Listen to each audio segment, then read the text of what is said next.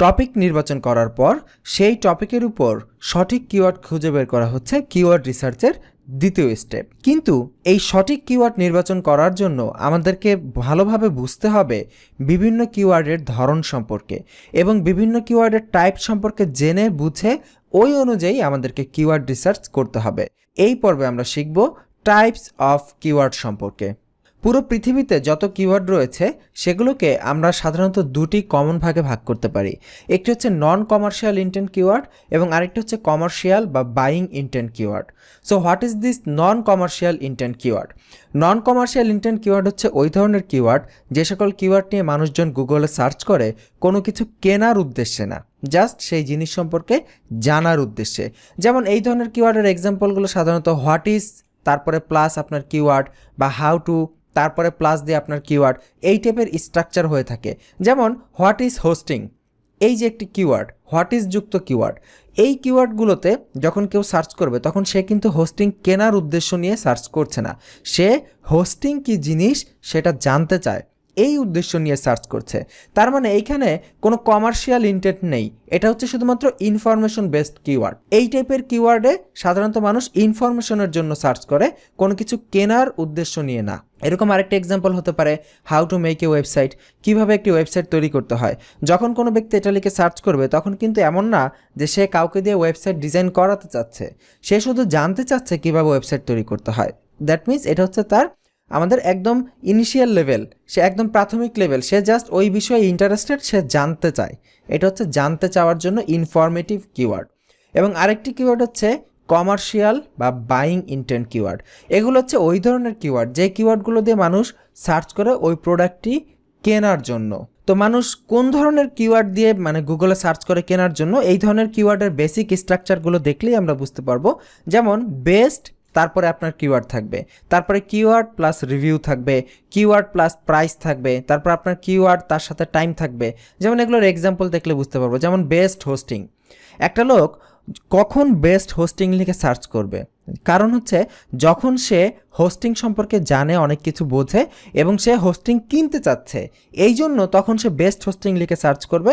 কারণ সে এখন জানতে চায় যে মার্কেটের মধ্যে বেস্ট হোস্টিং প্রোভাইডার কে আছে, তার কাছ থেকে আমি হোস্টিংটি কিনবো। বেস্ট যুক্ত যে কিওয়ার্ডগুলো আছে, যেমন বেস্টের পরে আপনার কিওয়ার্ড থাকবে, এই স্ট্রাকচারের কিওয়ার্ডগুলো দিয়ে খুব স্পষ্টভাবে বোঝা যাচ্ছে মানুষ যখন কেনার মুডে থাকে তখনই মাত্র এই কিওয়ার্ডগুলো দিয়ে সার্চ করে। যেমন বেস্ট মোবাইল আন্ডার $300, এই যে একটি আমরা কিওয়ার্ড দেখতে পাচ্ছি এখানে দেখুন, বেস্ট মোবাইল, এইটা হচ্ছে একটা কিওয়ার্ড, এর সাথে একটু লেজ লাগানো হয়েছে। লেসটা কি হচ্ছে? আন্ডার $300। এই যে লেস কিওয়ার্ডের শেষে এই যে লেস লাগানোর টেকনিক, এগুলোকে বলা হয় লং টেইল কিওয়ার্ড।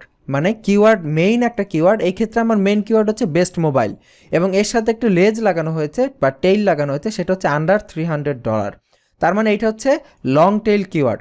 তো এই টাইপের যে কিওয়ার্ডগুলো, বেস্ট যুক্ত যে কিওয়ার্ড, এটা দিয়ে স্পষ্টভাবে বোঝাই যাচ্ছে ওই লোকের কাছে $300 বাজেট আছে এবং $300 ভেতরে সে একটা মোবাইল ফোন কিনতে চায়।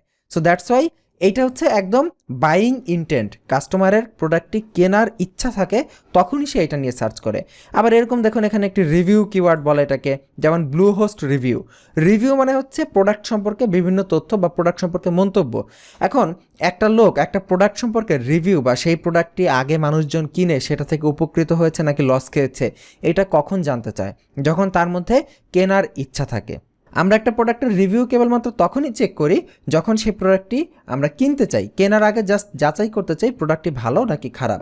সো মানুষ যখন রিভিউ নিয়ে সার্চ করে, দ্যাট মিনস আপনার যেটাই কিওয়ার্ড হোক না কেন, আপনার ওয়েবসাইটে প্রোডাক্ট বা সার্ভিস যেটাই হোক না কেন, সেইটার শেষে আপনি যখন রিভিউ যুক্ত কিওয়ার্ড দিয়ে টার্গেট করবেন গুগলে র্যাঙ্ক করানোর জন্য, এবং ওই কিওয়ার্ডের জন্য যেই লোকগুলো আপনার ওয়েবসাইটে প্রবেশ করবে তারা আপনার সার্ভিসটি নেওয়ার জন্য বা প্রোডাক্টটি কেনার জন্য অলমোস্ট রেডি, কারণ তারা জানতে চায় ওই রিলেটেড প্রোডাক্টগুলোর রিভিউ কী। এরপরে যেমন স্যামসাং S9 রিভিউ, একটা মানুষ কখন স্যামসাং রিভিউ লিখে সার্চ করবে? যখন সে মোবাইল ফোন কিনতে চাচ্ছে, এখন সে জানতে চাচ্ছে স্যামসাং S9 মোবাইলটা আসলেই ভালো কিনা। এরপরে যেমন কিওয়ার্ড প্লাস প্রাইস, কিওয়ার্ডের সাথে প্রাইস থাকে, যেমন স্যামসাং S9 প্রাইস। একটা মানুষ কখন স্যামসাং S9 প্রাইস লিখে সার্চ করবে? কারণ যখন সে কেনার প্রতি তার আগ্রহ আছে, সে যে হ্যাঁ সে কিনতে চায়, জানতে চায় যে এইটার প্রাইসটা কত, সে জেনেই মার্কেট থেকে গিয়ে কিনে নিয়ে আসবে। এরপরে কিওয়ার্ড প্লাস টাইমও হতে পারে। কীরকম টাইম হতে পারে? যেমন হোন্ডা CBR প্রাইস 2018, 2018-তে হোন্ডা সিবিআর, এটা একটি বাইকের মডেল, এই মডেলের দামটা কত আছে। মানে এই যে একটা টাইম আমরা যোগ করে দিলাম, এই টাইম দিয়ে মানে এই লং টেইল দিয়ে আমরা বোঝাতে চাচ্ছি যে কাস্টমার ওই পার্টিকুলার সাল, ওই পার্টিকুলার ইয়ারে সার্চ করার মানেটা হচ্ছে সে প্রোডাক্টটি কেনার প্রতি আগ্রহী এবং তার ইন্টেন্টটা বাইংয়ের দিকে আছে। এবং যেমন ব্লুহোস্ট রিভিউ 2018, 2018 সালে ব্লুহোস্টের রিভিউ কত। সো এই টাইপের স্ট্রাকচারযুক্ত যে কিওয়ার্ডগুলো রয়েছে সেগুলো দিয়ে সহজেই বোঝা যাবে যে এগুলো বাইং ইন্টেন্ট কিওয়ার্ড, এবং এই টাইপের স্ট্রাকচারযুক্ত যে কিওয়ার্ডগুলো রয়েছে সেগুলো দিয়ে সহজেই বোঝা যাবে এগুলো নন কমার্শিয়াল ইন্টেন্ট কিওয়ার্ড, এবং এগুলো হচ্ছে শুধুমাত্র ইনফরমেশন দেওয়ার জন্য। এখন কথা হচ্ছে এই দুইটা জিনিস আমরা বুঝে কি করব, আমাদের এই দুইটা জিনিস বোঝার কি দরকার। বুঝতে হবে এই জন্য যে আমরা যখন ক্লায়েন্টের কাজ করব তখন ক্লায়েন্টের ওয়েবসাইটের পরিস্থিতি দেখে আমাদেরকে বুঝতে হবে যে ক্লায়েন্ট কি আসলে বাইং ইন্টেন্টের কিওয়ার্ড চাচ্ছে নাকি নন কমার্শিয়াল ইন্টেন্টের কিওয়ার্ড চাচ্ছে। যেমন এমন অনেক ওয়েবসাইট আছে তারা সাধারণত কাস্টমারদেরকে ইনফরমেশন প্রোভাইড করে, তারা নিজেরা কোনো প্রোডাক্ট সেল করে না, বা তারা সেখানে শুধুমাত্র গুগল অ্যাডসেন্সের অ্যাড বা অন্যান্য ওয়ে থেকে বা সেখান থেকে শুধুমাত্র লিড জেনারেট করে ইমেল মার্কেটিং করে আর্নিং করে। সো সেই সকল ওয়েবসাইটে সাধারণত ইনফরমেশন থাকে।